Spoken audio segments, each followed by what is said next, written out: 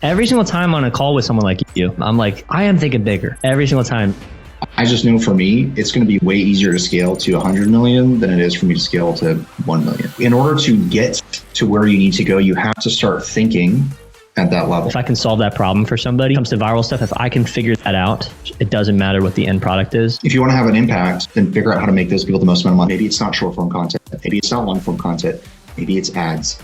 I would love to be where you're at, where it's like, I can go and apply this to anybody else. So then you have to figure out, all right, at what stage do they need what things? You have to say, I only sell to people above $1 million a year. Or say, I'm going to start with people down here, build them up to $1 million a year, and then install my content system into their business. No one else is going to bring to the table what you're able to bring to the table. What is up, brother? How you doing? I'm doing pretty good. What about yourself? I need to clarify. Is your name actually Ocean? Yes. That's got to be the coolest name I've ever heard. Appreciate it. I feel like Ocean Gross gives me like a climate change vibe. Like that's like, yeah. Yeah, and I tried to buy the handle on Twitter because I have Ocean_Gross, and I was like, oh, that really sucks. I really want Ocean Gross because the account hasn't posted since 2010. Just so you know, if you go like every day, I get the DMs of like, hey, I can get you this handle. So this morning I got like, do you want Granto? And I'm like, nope, I don't. Like, I don't know. I think they go in the back end and they like deactivate the account. And then they just like give you the handle, but you'll get it. So I got a response from them though. So I reached out to Twitter that handles, no pun intended, that handles the handle handle exchange essentially from Twitter. And they got back with the reply. They said, yeah, I'll sell it to you for $11,000. I was like, $11,000? Are you serious? No, not worth it. I wouldn't pay that for a domain name right now. So no, I'm not going to pay that for. I mean, to be honest, but bro, actually, like Hormozy, what'd he do? He spent what was like $400K on acquisition.com. Yeah. I would do that for a domain. Domain for sure. For a domain, absolutely. 100%. Not right now, but I will eventually do it. And like right now, it's been interesting. But I love your stories, by the way. It's so great. I love seeing family guys. It's really cool to see people who are spending time with their family. I'm big on family. Not everyone has a family. That's totally fine. But it's for me. It is really like where I'm in my zone of genius. And I also resonate a lot with other people who value spending time with their family. My wife and I are both extremely hard workers. We have a kid now. And so we're awesome. How old? Just born, I think 2 months ago. Wow. And, wow. Oh man, you're in the thick of it. But she was a preemie, so she's still in the hospital. She's been in the hospital for all of those 2 months. And okay. It's fine. She's not like in critical condition or anything like that. They just had to kind of help her get to where she could survive on her own. And all that's left is she's having events, which means that she'll just either stop breathing or her heart will stop, and then the nurse needs to go in there and like stim her and like pat her and just be like, hey, you're still alive. You still got to do that thing with your heart. Yeah. Yeah. Well, so how are you handling that? How's that? I'm guessing it sounds like you're coping now well. I'm guessing that initial part was pretty scary. Not really. I think it was weird. It was weird when we got to the hospital because she wasn't feeling well, and it was 30 weeks. That was the weird part. It was like, oh, maybe it's just, she thought it was Braxton Hicks. She was actually having contractions all day and she didn't know it. She was just pushing through them because she was like, oh, I'm fine. We get to the hospital and she was born within, like, we were in and out within, I think, 3 or 4 hours of going into the hospital and coming out. So it was super short. And when we got to the hospital, they're like, oh yeah, this baby's coming like tonight. And I was like, oh wow, I guess I'm just going to be a dad tonight. That's cool. Yeah. So, that's crazy.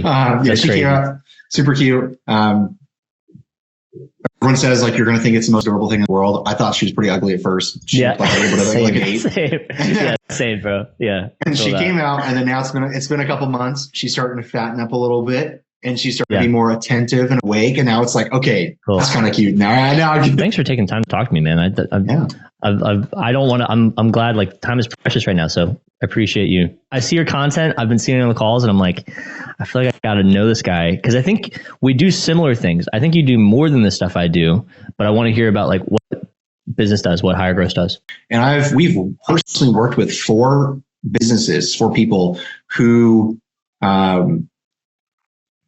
4 people who have all been over 100 million. 2 of them were over 200 million in their company.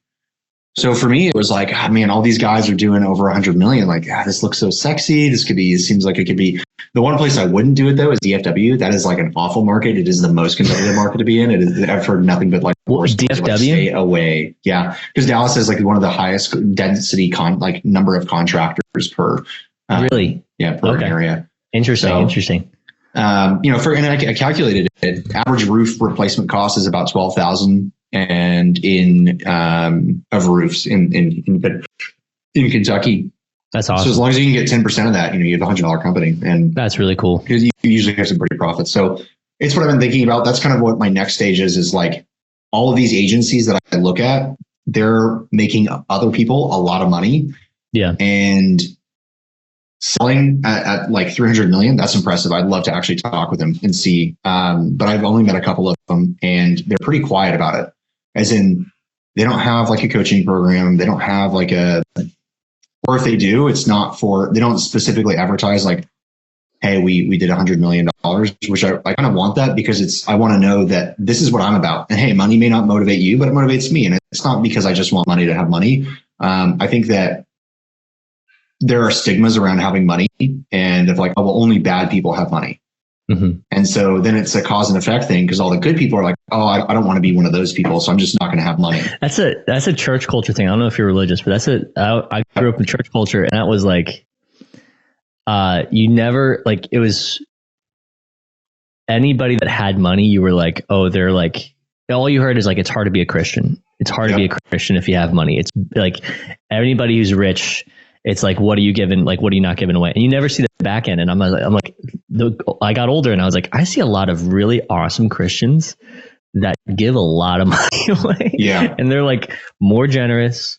They're more kind. They're most of the time more humble. Are you a content agency? Is that kind of like, because I feel like there's a difference between ad agency. You're saying you kind of do mostly organic long form content. So I guess like, is the SEO tie kind of thing? Pretty much all short form content. And after the short form, we're like, all right, let's kind of fix this, because this is really jacked up. Yeah. No one likes staying there, bro. No one likes staying there. No one likes staying in short form. No one likes staying in short form. I don't see many people stay there for more than 6 months, even a year. There's not many of us. I force it to work though. And that was the worst part, is I force a bad business. And there's a lot of things swimming in my head about this. One of them is when Ramosie's like, hey, don't just keep on niche shopping, because that's how you guarantee you're going to lose. But at the same time, I look at content and I'm like, this just does not make sense. And Ramosie's also said something like, it's not necessarily about, actually, this is from Charlie Munger. It's not necessarily about how hard you row. It's about the both the opportunity vehicle thing. Yep. And so how do I discern whether or not the agency model, whether it's content, ads, whatever it may be, how do I discern whether or not that's the correct agency model to run, or the correct business model to run? Or is it better to run something like roofing or whatever that may be, where I understand it pretty well, I could get the valuation pretty high, I could find investors and bring in the capital to be able to make it happen, or even make the acquisitions. But I don't know. Am I just shiny object syndrome? Like those are the things that I'm thinking about, because it's obviously a big thing to just say, hey, I'm going to quit doing this, and I'm going to go over here and do this other thing. So that's what the people pay for. But like, that's the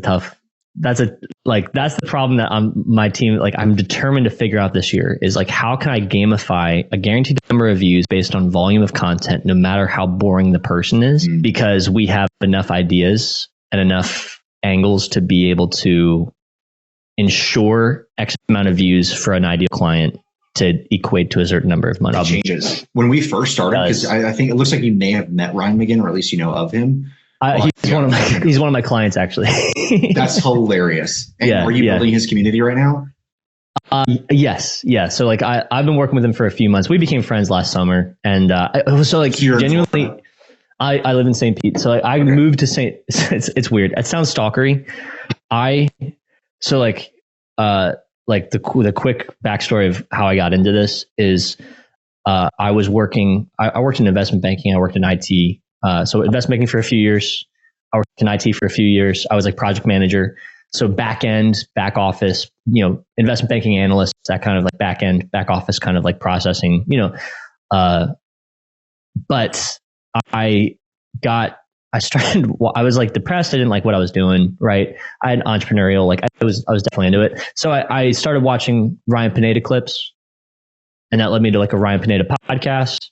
And that led me to his free lead magnet info product. He had like a Wealthy Way Blueprint, which was kind of catered toward like, if you're a Christian, you'll like this thing. Yeah. And that obviously then I go down the trek and I'm like, oh, Alex Hormozi is really awesome. So I deep dive on Alex Hormozi.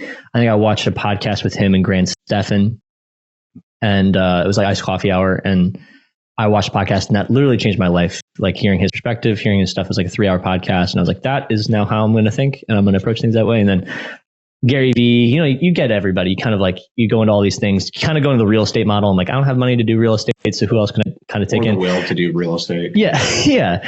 But then I realized, like, I was like, oh, all these people I'm watching, like, you'll like, if you're in that algorithm, you're going to get Grant Cardone, you're going to get Chris Crown, you're going to get all these different people. I realized that Ryan was the guy behind it, and there's like, he was the short form guy. And I then listened to a couple of Ryan podcasts, and I was like, shoot, these have like 200 views. And this is the guy that's getting all these guys giant brands. And I was like, that guy seems really cool. I want to learn what that guy does. That seems pretty fun. And I started kind of like just studying him. And then I started kind of getting obsessed, and I was like, you know what, I'm going to try it. So I did some free stuff for some people, got my first high ticket client, did some hard work for that person. That ended up being like a really great case study. We got her to like $1 million in MRR, which was really like, for us in short form for lead gen, is like, that's crazy. That's like, it's it's easy when her offer is 9K, and it's easy when, her reciprocity is awesome, and it's easy when she hires a sales team at the same time. So there's back end things I don't control that kind of worked. There was like one salesperson that was converting at like 90%, which is just an insane number. Yeah. So then I was like, I definitely did not charge her enough. I only charged her $7K for long form and short form. A month? A month. Yeah. Oof. Yeah. And it cost like $8,500 to fulfill. So it was like we built the team off of it, but it was a case study. It was tough. Yeah. But she texted me. She's like, yeah, we just hit our first $1 million month. I was like, awesome. Cool. Where's my rev? I can help. Where's my cut? Yeah. But then I went to WealthCon, and I met Ryan, and I just wasn't that guy. McGinn. Well, both of them, but McGinn and he was in St. Pete. Ryan. Yeah, I know. And then I moved from Philly to St. Pete, basically. Yeah. Not because of him, that was like already on our list, but it was like, oh, that's kind of tangentially kind of beneficial. And there's a lot of people. Yeah, a lot of people in St. Pete. Yeah. So we just kind of became friends, and then started shooting, started filming, and now I'm owning his brand. So that's fun, because he's and we're editing for we're white labeled for him, so it's like we do some stuff for some of his clients, and then a lot of like most of the stuff that he posts now is from us. Wow, that's crazy. So the reason that I want to get out of content is because I love Ryan, and I think I'd argue that he is the best short form guy here. Period. I think that he is. Still, he I don't want, like, this is recorded. I think he is the best creative viral director. I think my job is to figure out how to fix the fact that the Hormozi reel is no longer relevant, and the Montserrat caption style is no longer wanted. And so there's new things that need to happen from an editing perspective, but the content virality aspect, he is still the best at. The 90% that matters, and identifying that 90%, there's no one better than him. Yes. Yeah. The issue is he has remained at 1.2 million for the last 2-3 years. So if I know the best person in the industry has not grown in revenue, it is not a model I'm thinking about trying to do even harder, right? Yeah, yeah. So that, and like, he's like definitely the celebrity agency for sure, but he's still, you should still be able to, if anything, you should be able to grow it. It's like Night.co, which is Mr. Beast's agency. That business has been growing because he's managing all these like really high-end clients. So I didn't know he had. Is it YouTube agent? Is it the guy? Probably. There's a reason you don't know. I want to mention. So they have, like, I'll just pull it up right now. Right here, you can see Night Labs. So they're like a venture capital firm for Oh, okay. Yeah. So they have labs, they have talent, so they'll find talent, or they'll help you either get talent, or they'll give people talent. Oh, it's a connector for companies and studios, influencers. Ventures, exactly. Yeah. It's essentially kind of like a new way to do UGC. Is that essentially like the goal of it? Or is it kind of like what Adley does and kind of like get a roster of? He's playing different games, man. I love him. Yeah. So cool. I think that obviously short form's out of there. It's good to have. The thing that I've noticed though is I just prefer longer form. When it comes. If I was good at it, I would be there too. If I was good at it, I would so be there. Yeah, I think your model. So I mean, essentially, and we'll put the unfortunate like label. It sounds like you're a really good agency or growth partner for e-commerce or info products, which I love info products. Pretty much. Yeah. And so you've noticed like, hey, in order to make this make sense, we have to make other people a lot of money. So we should shift over to that type of model. And so we've done the same thing, but with what industry? That was the tough part. And everyone's like, oh, don't do roofing because it's so saturated. There's tons of people. I wouldn't suggest it. The issue that I have with that is we've worked with so many roofing companies over 100 million that I think that's kind of like, well, hey, we've worked with like tons of them. Do you do rev share on that? Do you do like a rev share model? Do you kind of function as like a lead gen agency? I probably wouldn't do rev share. I would enjoy it, but it gets so complicated when people are trying to figure out what goes where. And I haven't found anybody that does rev share that's able to get people to be convinced that they can stay for more than 6 months. Because usually the first 3 months, it's like, get me huge results. Then if best case scenario, huge results come after 6 months, you're like, why am I giving such a large percentage to somebody randomly? I don't really want to do that. They're going to find a new one. We've never had anyone stay for longer than 6 months on short form only. And that was when I noticed a huge... I do consulting. So like functionally, like it's the new term growth partner. Yeah. That's the new term, right? So like the short form is the service. The short form is like the deliverable. And then it's like the strategy. And the strategy genuinely, like once clients feel like, okay, I can represent their brand or I understand them. It's like you become more than just a creative director. You become more than just like an agency, like an editing agency. You're like, you become more like a positioning or like, here's a strategy of what we're going to do in 2 months. And when they're thinking that kind of long term, like everybody I've had has been about a year so far. Yes. Yeah. But you position it as we're doing long term thinking, and we're also doing more than just short form. So you go into the model there. Once again, I go back to just a short form model. I was sold. I bought a program to like kind of help me master it. I also went to the Ryan McGinn event. That's obviously where I met Sam.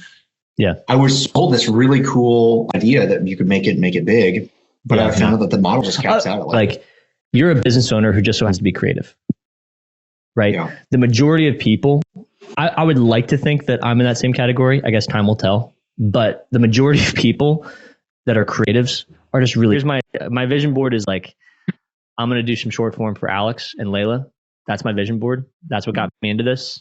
So I'm going to do that. And then I really want to follow the Eddie Malouf level stuff of bad marketing. I really want to follow them and just acquire an ads company, acquire an SEO company, and just get to that level. That's really what I want to do. Yeah. Because Eddie's so funny. Eddie's cool. Do you like Eddie? Cool. Yeah, I love Eddie. That's funny that you said. I was literally earlier in this conversation when we were talking about agency models, I was going to bring up bad marketing. And you're like, so when you asked the first question was like, what do you do?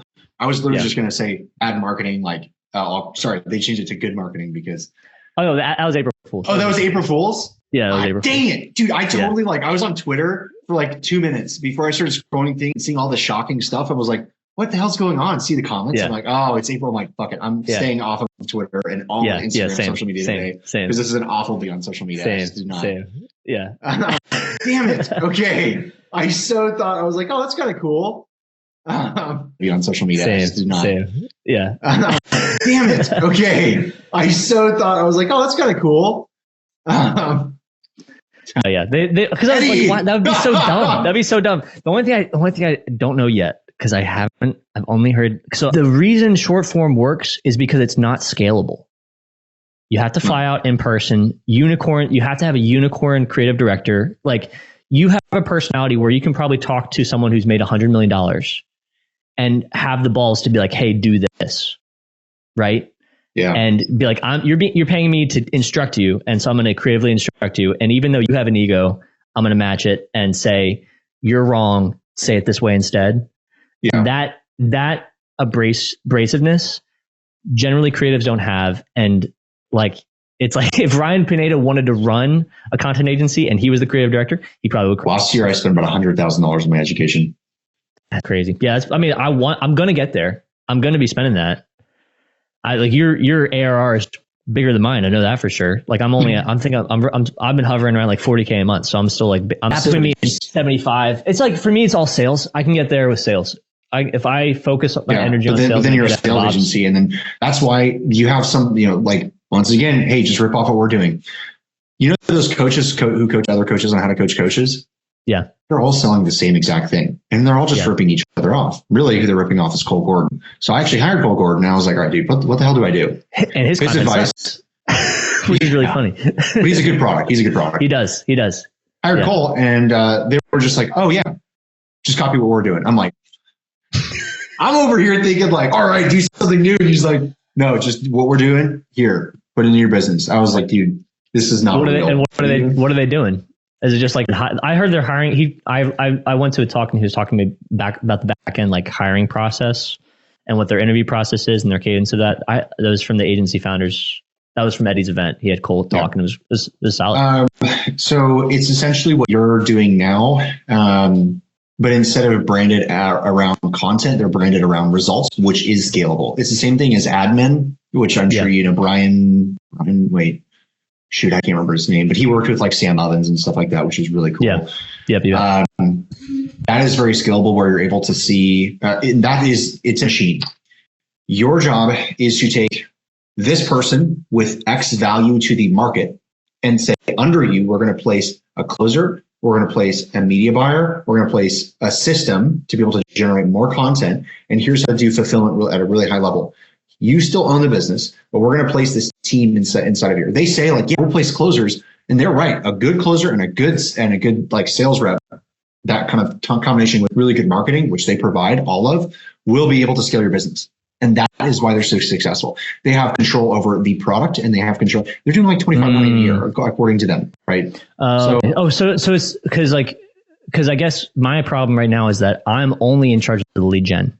Yeah. And when I'm only in charge of the lead gen and I don't have setters in place and I don't have closers in place, like if I'm lead gen and admin, it's like that's tough because I can't guarantee the results because I'm not in charge of the results. There's 5 core functions of a business. You have lead gen, lead nurture, conversion, delivery, upsell, and resell. You are solving for all these problems. The first problem you solve is lead gen. And then after lead gen happens, they're like, oh, I'm getting all these leads. None of them are closing. It's like, hey, buddy, how's your lead nurture doing? They're like, it sucks. It's terrible. Okay, awesome. Let's fix that. Yeah. Fix that. Now you're doing lead gen, lead nurture. Oh my goodness, everyone's coming in, but my closer is closing at like 10% rate. Oh my goodness. Have you considered having a sales script in place or a really good closer? No. What's that? Awesome. Here's how to fix that. Nate, I'm getting all these customers and all this money and I don't know what to do next. Hey, have you considered bringing systems in place so that you can have people who actually know how to fulfill the product and systematize it? Yes. There you go. Oh, and I don't know. I'm getting all these customers, but they're just leaving after 6 months. Have you considered upselling them to this other thing after the end of the 6 months? No. Oh, okay, I should do that. Right. And guess what? Hormozy did. Said, I'm going to do this for the gym industry. Done. He did that for the gym industry. Done. And now he's doing that for brick and mortar. Everyone. Which is, but he's actually not, to be honest, I'm realizing he's actually not even really doing it because what he's done is so brilliant is he's taking it and just being like, here's my info product and you're going to give me 30% of your company to have the information. And then I'll help you with with talent acquisition. Effectively, they've become a talent acquisition agency. Yeah. Like that's all it is. They have it's who, how, and what. And so that's what you'll notice. If you were to just be a short form editor, that's not very valuable because I get 10 people a day who DM me saying, I'll edit your content for you. But if you are an editor and a content ideation person, you get paid a little bit more for that. If you do editing, content ideation, directing, filming, and producing or whatever, you get paid for more of that. What if you did all of that plus the sales, plus the delivery, plus the offer. So now you're talking about a value stack that is more valuable than just the individual. That's a growth. It's a growth operations agency. It really is. But, and there's a bunch of systems you can use for that. The touch point, like the part that I think is probably the toughest is figuring out, I think the closer, to me, the setter is not the toughest part. It's the closer that's the toughest part. Because especially for an info product, I'll have to think about this. Because there's like, but you're thinking on a small scale. You're saying the closer, not the team of closers, right? Yeah. So there's no right or wrong answer. Everyone's like, oh, what should I do? What should I do? I'm like, it depends on what you're optimizing for. If you're optimizing for, I want to stay at home with my family, probably pick a job where you can do that. Yeah. Are you going to make $100 million? Probably not. Yeah. You can also do both. It is back to choosing the right industry. And is this effectively now what you're selling? But effectively that's what you're going to transition to. It might not be, it might not be that. I think it'll come down to just opening up a roofing company ourselves and just scaling the crap out of it. It'll probably be a partnership. I'm going to 10X Roofing with Brandon Dawson soon, and I intend on meeting. My whole goal with that is, hey, we've done marketing for the past 2 years for roofers and we've crushed it. Like, we want to work with you as well, and we probably just want to do let's just do 50-50, open up a company, let's do roofing. I can do with sales operations. And then that's my leverage, saying, hey, we did this roofing company in, a year, 100 million. Doesn't matter how many co-founders I have. It matters how, the number of the top the revenue matters the most. Yeah. Yeah. Because realistically, that's Eddie's thing too. It's like, he's like, it doesn't, like, I can say that my payroll is $1 million. Like, that's all he cares about. I can say that we do like 4 million a month. Right. And it's like, he's like, that's all that we care about, is we can just say that. It doesn't matter. Like, effectively, like, I think that company's diced up into 12 different pieces. Genuinely. I genuinely think that the company, like, he might own like maybe 25%, maybe. I don't know. But like, there's no shot, because I know that every director owns equity because they were bought. I know that for sure. And so that's just really, but here's the thing. Once you talk to me about M&A, really important part. What does agencies do? Agency, you're saying, I'm going to take a portion of a portion of a portion of a portion. Yeah. Like, you're not doing $100 million roofing company. You can have 3 co-founders and you can exit with 50 to 100 million on a big company in under a year. Whereas if you're taking those agencies, that's the tough part. There's so much churn. There's also so much that you're giving away to everyone else. You're left with pretty much nothing. Yeah. And I'm not saying, it's like, how many middlemen do you want to add? That's kind of like what it comes down to. And then Elon Musk has 35% of his companies on average. Yeah. And he has one of the richest men in the world. So is it possible, assets, and then help you by owning only 35% of assets? Absolutely, for sure. Yeah. But it has to be in the right shares versus opening an agency. Now, when Grant Cardone did, I don't know if you saw Undercover Billionaire. Did you see it? I've seen it. Yeah. I get it. That's what the market always wins, right? So I'm not right. It's about the market. Yeah. But I saw that, and the first thing he did was open up a marketing company. So I'm not saying that it's like not the right thing to do at first. What I'm saying is the continued success and growth of that is different.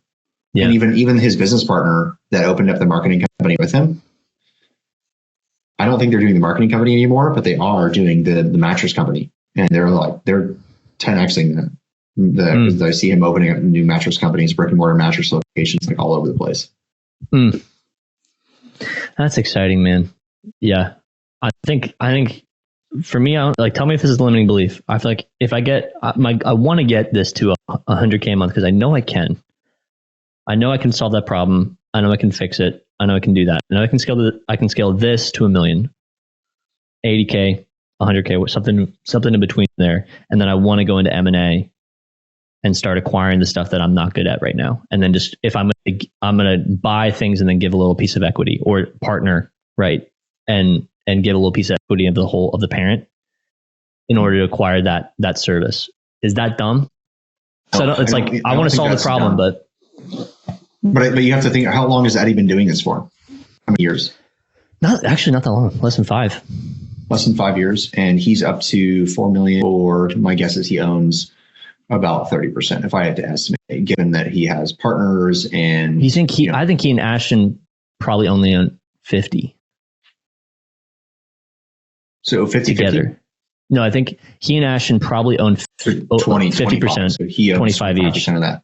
So if I'm going to guess that because I think just because I know of how many companies they've acquired and, how much on average they're probably convincing those people to keep.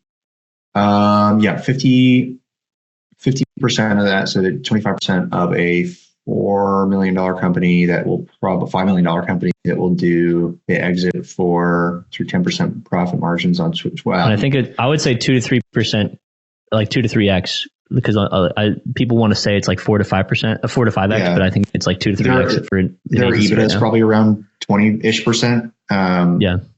So you're $1 million a year in profit. So $3 million. So he might get $1 million exit off of that, and he's been doing it for like 8 years. Whereas, and I'm not saying it's the right or wrong thing. I look at other guys in the roofing space, and they're like, "Yeah, we've been doing this for a couple of years, and we're already at 100 million." And it's like, you're thinking about because you're thinking that's still service based, but it's product and service based. I do like the product. The product side of it is pretty cool. Yeah, and it's also a scalable product, right? Anyone can build a roof. You want to talk about editing? It's recession proof too. Yep. Everyone will always need a roof.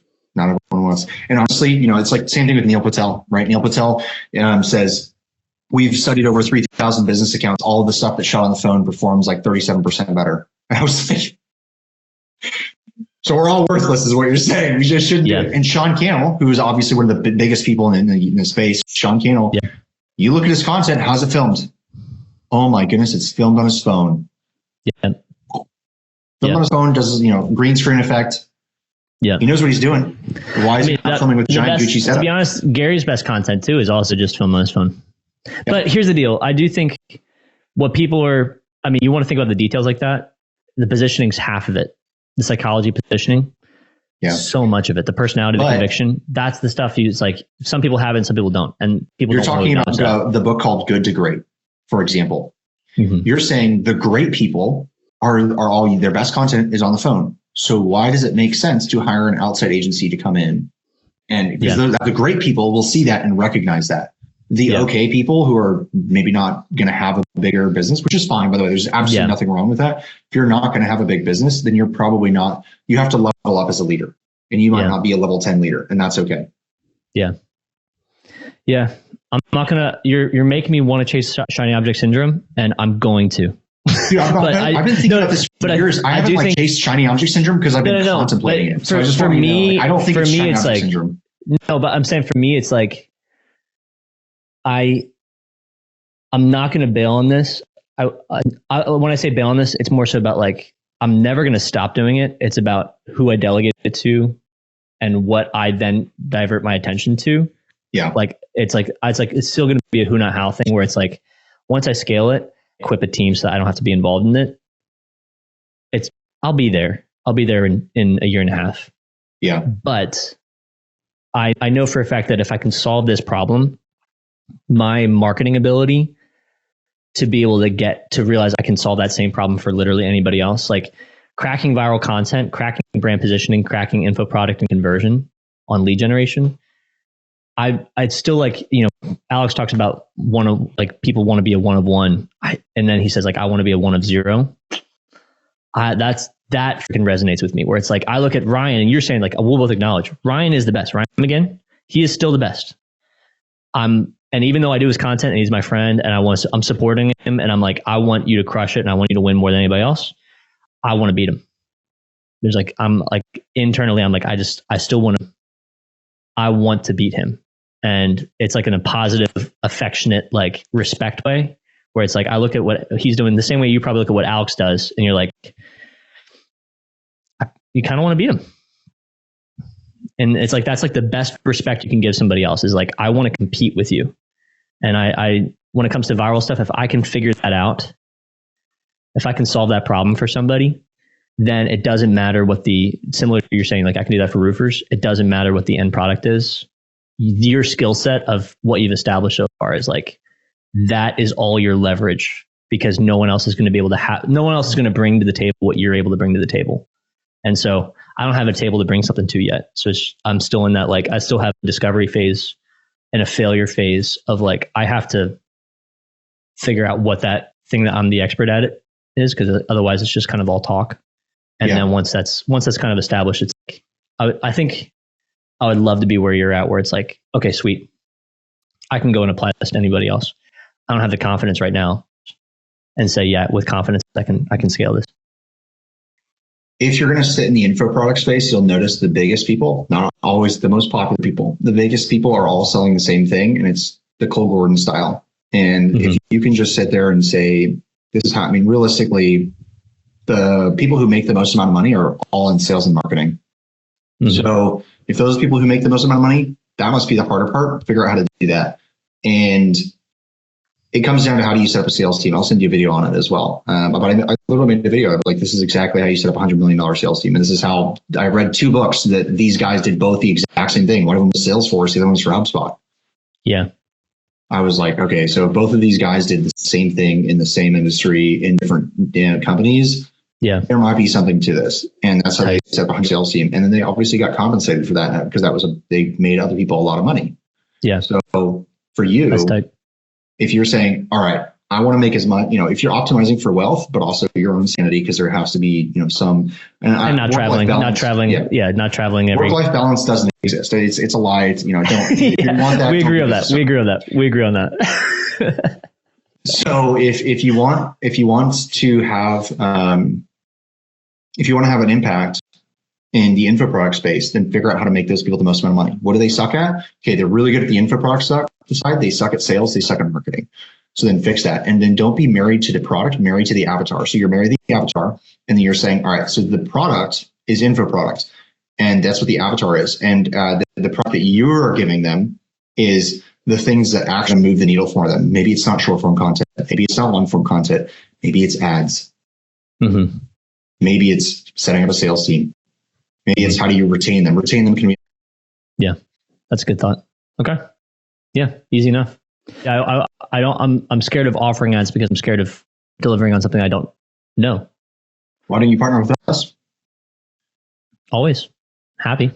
So I feel scared of I feel scared of I can probably figure out retargeting. I can buy some guy's info product and learn it, but I was talking to Kyrie. How much are these people going to spend in a month in ads? Depends. Probably one of them probably be up to 10K. Probably. Yeah. I want to move past 10K, but especially for an info product, if you're spending $10,000 a month, once again, you have to look at return on invested capital. Does it make sense to pay someone $10,000 a month on their management fee and then ad spend on top of that? Or does it make sense to pay someone? The retargeting just makes the most amount of sense to me, especially because we own the lead gen. And if we have enough engagement, it's just about how many times can we hit a touch point for them. Yeah, but not all, this, especially in short form, not all views are created equal. So a low quality impression, and we talked about this, you can get 1 million impressions on a viral reel. Let's say you're trying to get a job and you get, 1 million views or impressions.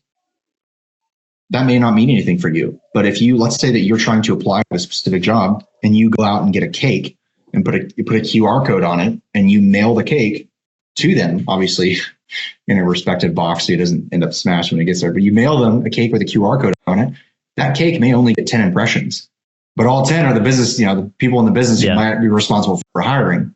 So instead of worrying about getting 1 million views over here, figure out how you can get 10 quality impressions over here. So not all impressions are created equal, and definitely social media, they want to sell you that because that gives you the dopamine of, oh my goodness, I got all these views, but it doesn't necessarily mean a whole lot. I mean, in my world, it's the world they care about is email signups. So if one of my clients is getting 500 email signups a week, he knows based on the math of what his open rates are that he's I know I can convert and I'm going to get, X percentage that's going to sign up for a Webby every single week. But you're also saying there someone has a dialed in back end. Yeah. But not everyone does. Yeah. And if I can create a dialed in back end, that results level is so much more. That's really smart. Yeah. I'm still thinking small. Fuck. Every single time on a call with someone like you, every time I'm I am thinking bigger. I promise you. Every single time I'm just fuck it. I'm thinking. Like I said, there's nothing wrong with it. It just depends on what you personally want to go with. I just know for me, it's going to be way easier to scale to 100 million than it is for me to scale 1 million. Yeah. I can get higher quality people on board with that. I can pay better people. I can pay more people to come on board with the $100 million interest because they're oh, That's cool. I want to be a part of that. Whereas 1 million, like it's fine, but like attracting really high quality people is going to be very difficult. Yeah. Because they see that and they don't want to be capped. Yeah. And you're especially if you want to find people that are also entrepreneurial or intrapreneurial. That's like, that's where that level is like, cause like have you experienced this? I feel like I have to find entrepreneurial people in order for like a startup vibe. Otherwise, so usually what I'll do is I'll train someone, intelligence. I'd rather find someone with intelligence, energy, and like ambition, you know, how, integrity as well. That's important. That's just what Warren Buffett was like. Here's what we hire off of. I think he's a relatively smart guy. So I probably go with that. Yeah. He's lucky. He might have. I got lucky a couple of times, I guess. So, that's how he hires. And so for me, I actually just realized once again, it goes back to the skills that you need to have yourself. And one of those is how do I develop other people as a talent? And you'll notice Dan Martell does that with Sam Gaudet, right? He whether you like it or not, Sam Gaudet was talent that was developed by Dan to some extent. And so you as a leader need to decide, are you going to be the leader? Do you want to be CEO? Do you want to be an entrepreneur? But you can find like most of those people, they're already doing their own thing. So you just have to find, how do I bring people into my fold and actually train them up to be where they need to be in order to grow the business? And that's what I did. Last year, I almost lost the entire business. Everything just came crumbling down and it was awful. And where I was like, all right, we're going to make a huge pivot. Everyone here is going to learn specifically how to run ads, and we're going to start doing that. Yeah. I think that was probably one of the smartest things we did because we started making more money.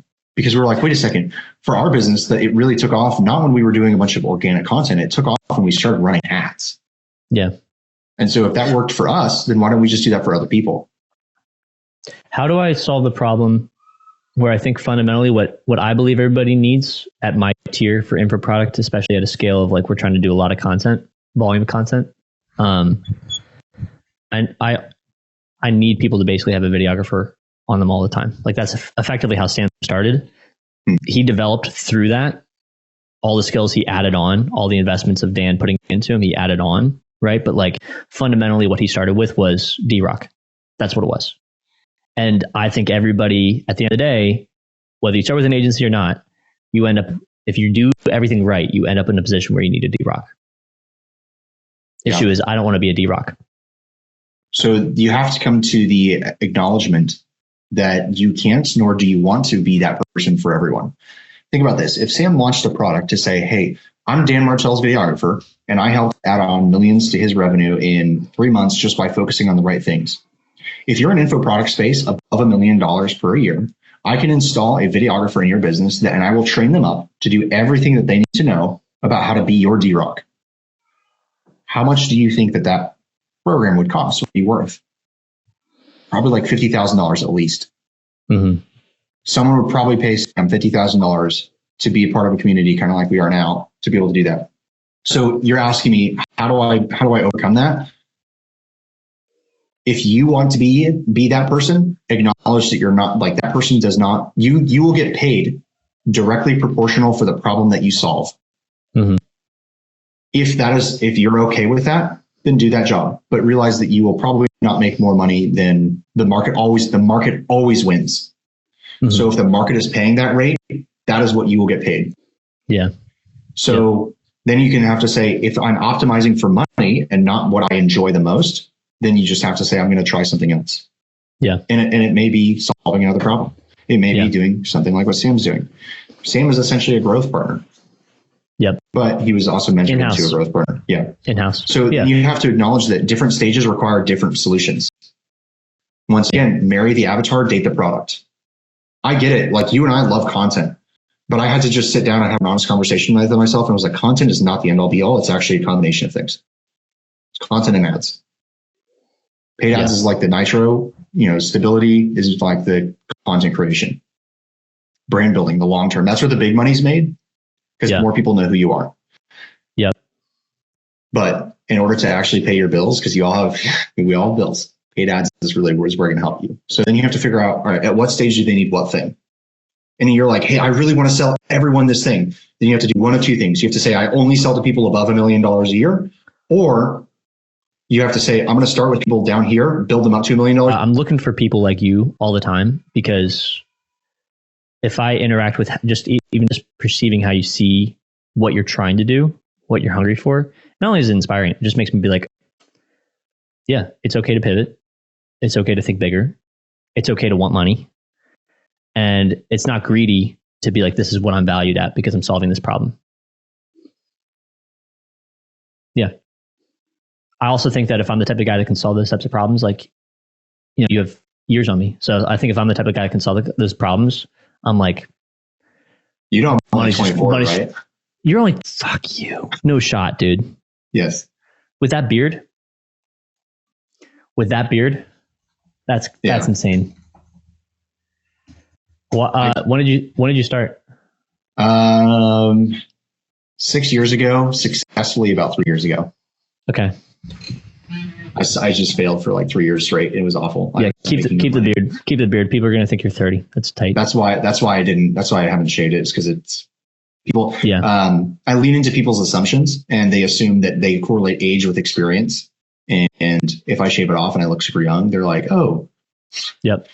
You're not like super experienced. Whereas if they look older, they're like, oh, who's this guy? Like, okay, yeah, it's authority. It's built-in authority. So you're leveraging the age authority. If I could grow it, I would.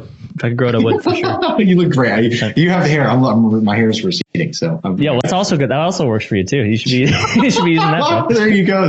That's funny. You should be using that. You'll get to this point. It's a hack where if you're on a call with a client, if you're on a call with a prospect, my kids always just barge in and start talking.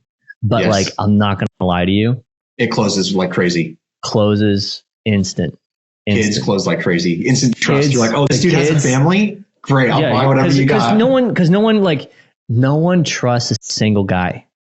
No one does, fundamentally, because you're out partying, you're out doing stuff. If you're married, huge trust there, especially if you're married for years. And then if you have a family, I'm not gonna lie to you, bro. It's just like because at least if the business owner also has a family, they're like, you understand my problems. You understand, like, we've both been through those same nights. We've both been through that beginning stage. We've both been like, everyone's like, I've changed those same diapers. So it's like that there's that understanding. And so for some reason, there's like this like homage of respect. And it's like, it does close. It does. And also they don't want to fire you because they're like, that guy's a family. there's like tiers of it. There's like, if you just document, I want to post about my kids more. I can't because I don't want to show their faces. Yeah. I'm the same exact way. But yeah, it works. So